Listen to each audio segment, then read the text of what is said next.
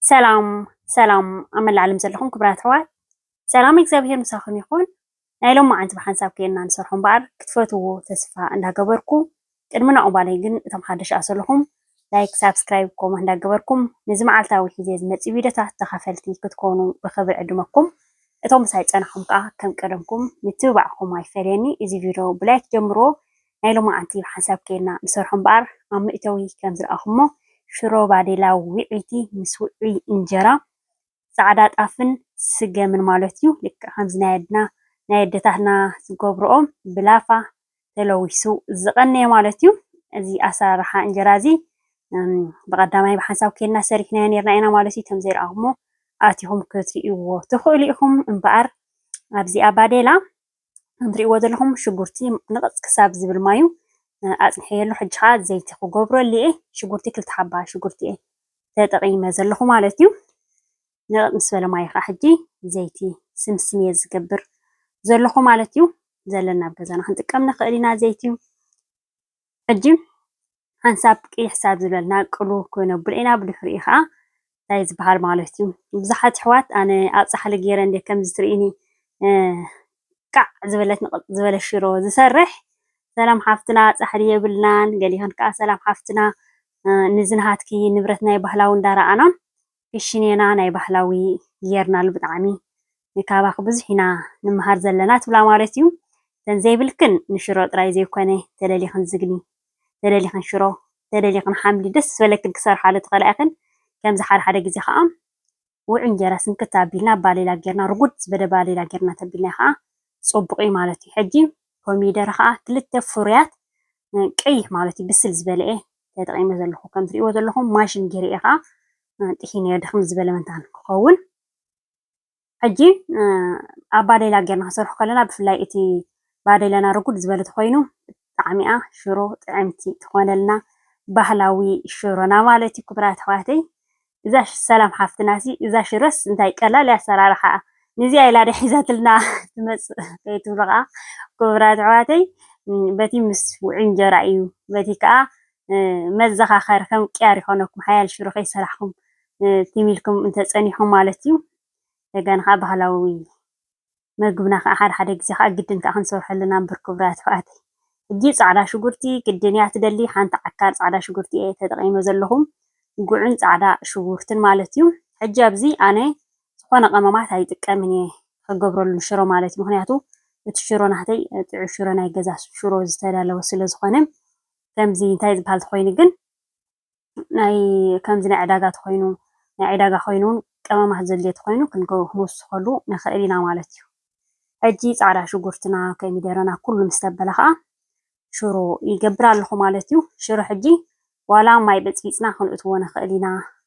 ከምዚ ጌርና ጥብስ እንተቢልናዮ ከዓ ብጣዕሚ እዩ ፅቡቕ ዝመፀልና ማለት እዩ ከምዚ ናይ ገዓት ማይ ውዑይ ጥም እንዳበልና ክንገብሮ ከለና ገለ ዓይነት ጣዕሚ እዩ ዝህበና ማለት እዩ ከም ዝበልኩኹም ግን ዋላ እንታይ ዝበሃል ግበር ኣቢልና እውን ብዙሕ ማይ ጌርና ብፅብፃ ኣቢልና ማይ ኣፍሊሕና እውን ክንገብሮ ንኽእል ኢና ግን ብብዙሕ መገዲ ኢና ንሰርሖ ሽሮ ከምዚኣ ገይረ ክሰርሓ ከለኹ ብጣዕሚ እያ ጥዕምቲ ትመፀለይ ማለት እዩ ኣብ ገዛይ ብብዝሒ ከምዚኣ እየ ዝሰርሕ ኣብ ፃሕሊ ከም ትርእይኒ ብከምኡ ክንደይ ሰሪሐልኩም ኣለኹ እዚኣ ከዓ ናይ ባዴላ መጎጎይ ውድእ ምስ ኣበልኩ እንጀራይ ዝሕል ክሳብ ዝብለለይ ከዓ እዚኣ ባዴላ ናይ ስልጥቲ ማለት እዩ ሽሮና ግብር ኣቢልና ሳላጣ ውስኽ ስኻ ኣቢልና ከዓ ገለ ዓይነት ዝኾነት ማለት እዩ ብፍላይ ውዑይ እንጀራ ክተብል ከለኻ ደስ ይብለካ እዩ ከተውፅእ ከለኻ ማለት እዩ ሕጂ ከም ትርእይዎ ዘለኹም ዝኣኽሎ ዝበልክዎ ሽሮ ምስ ገበርኩሉ ማይ ውዕየ በቃ ጥብ እንዳበልና ፅቡቅ ጌርና ክነብሎ ምክንያቱ ንዓኹም ከማንቲ ቪድዮ ንኸይነውሓኩም ምክንያቱ ሽረሲ ቀላል እያ ኣሰራርሓ ከም ዝበልኩኹም ማለት እዩ ጥራይ እቶም ነዊሕ ዘይሰራሕክን ከዓ መዘኻኸሪ ትኾነክን ማለት እዩ እቶም ሽሮ ኣነስ ኣይፈትን እየ ትብሉ እውን ከምዚኣ ጌርኩም ተሰሪሕኩም ኣዝያ ጥዕምቲ እያ ትኾነልና ብፍላይ ሽሮና ፅቡቅ ተኮይኑ ማለት እዩ ሕጂ ከም ትርእይዎ ዘለኹም ጥብስ እንዳበልና ከምዚ ጌርና ዝኣክሎ ዝበልክዎ ቅጥን ዝበለ እንደሊ ተኮይንና ሸረረር ዝበለ ማለት እዩ እልቕልቕ ኣቢልካ ምስ እንጀራ ዝብላዕ ንቕፅ ዝበለ ተብኣ ከላ ተደሊና እውን ብዙሕ ማይ ከይገበርና ጥራይ ፅቡቅ ጌርና ክነብሎ ክንህርሞ ንኽእል ኢና ሓዊ ማለት እዩ ኣነ ሕጂ ማእኸላይ ክገብራ መርያ ቀጣን ኣይኮነት ዕሪኻ ሓፋስ ኣይኮነት ማለት እዩ ብዝሓለፈ ብጣዕሚ ቃዕ ዝበለት ናይ ሽሮ ሰሪሐ ነይረ ማለት እዩ ሕጂ ከዓ ምዝውዕ እንጀራ ከዓ ከምዚ ፍስስ ዝብል ከምኡ እየ ደልየ ዘለኹም ከም ትሪእዎ ዘለኹም ከዓ ማይ ከዓ ዝኣኽሎ ዝበልክዎ ገይረ ኣለኹ ጠቕ ኣቢልና ከንህርም ዓይና እዚኣ ህውክ ኢልካ እትስራሕ ባህላዊ ሽሮና እያ ማለት እዩ ከም ትሪእዎ ዘለኹም ዝኣኽሎ ዝበልክዎ ማይ ገይረ ኣለኹ ሕጂ ሽሮ ፅቡቅ ገይሩ ከም ዝሃረመ ክፍለጥ እንተደሊና ከዓ እቲ ናሃቱ ቅብኣት ዘይቲ ዝገበርናሉ ብላዕሊ ፀለል ኢሉ ፍልይ ዝብል ማለት እዩ ብከምኡ ከዓ ፅቡቅ ገይሩ ሓዊ ከም ዝሃረመልና ክነረጋግፅ ንኽእል ኢና ሕጂ ጉዕ ኣብዚ እዘን ቺሊ ንኣሽቱ እዚአን መረርቲ ንሰን እየ ዝጥቀም ዘለኹ ኣብኡ ከሎ ቁርፅ ኣቢለ ጥራይ እቲ ናይ ማዕኮር ሰዲደ ሕፅብ ኣቢለ እትየ ኣለኹ ምክንያቱ መሪር ስለ ዝኾነ ናቱ ጣዕሚ ኣብኡ ከሎ ክወፅእ ማለት እዩ ጨው ንእሽተይ ጨው ግብር ኣቢልና ሕጂ ጉዕና ምስ ገበርናላ ጨዋ ጌርና ናብ ምእኻል ገፃ እያ ማለት እዩ እንጀራና ከዓ ከምዚ ትሪእዎ ዘለኹም ኣብዚኣ ውዒት እንጀራ እያ ዘላ ክሳብ እንታይ ዝበሃል ዝሕል ክሳብ ዝብል ከምዚ ኢልና ከየበልና የፅንሕ ዝሕል ምስ በለ ከዓ ሽዑ ፕላስቲክና ጌርና ዕሽግሽግ ክነብሎ ማለት እዩ ኣብዚኣ ቅርብ ኣቢልና በቲኣ ኣብኣ ከላ ብውዒታ እዛ ሽሮና ናይ ባዴላ በዚኣ ከዓ ምስ ውዒት እንጀራ ማለት እንታይ ክወፆ ክቡራት ተባዕትዮ ገለ ዓይነት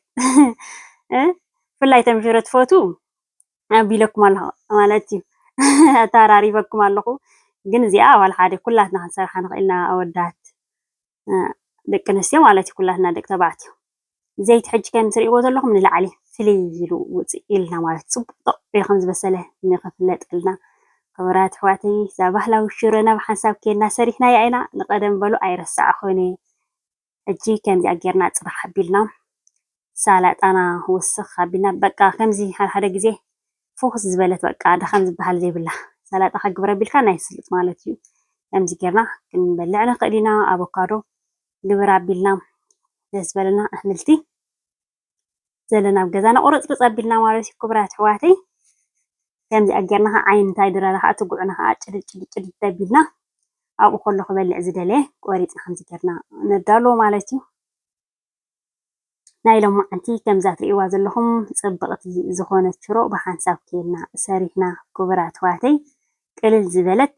ተንፃሓሊ ዘይብልና ዝበልኩም ረጓድ ባዴላ ክህልወኩም ተስፋ ይገብር መቸም ክቡራት ኣሕዋተይ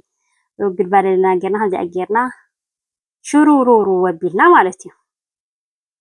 ገለ ዓይነት ዝኾነት ሽሮ ብሓንሳብ ኬድና ንብልዓ እያ ንቐደም ብጣዕሚ ጥዕምቲ ብዘይቀለ ዓለም ክቡራት ኣሕዋተይ እንታይ ክወፆ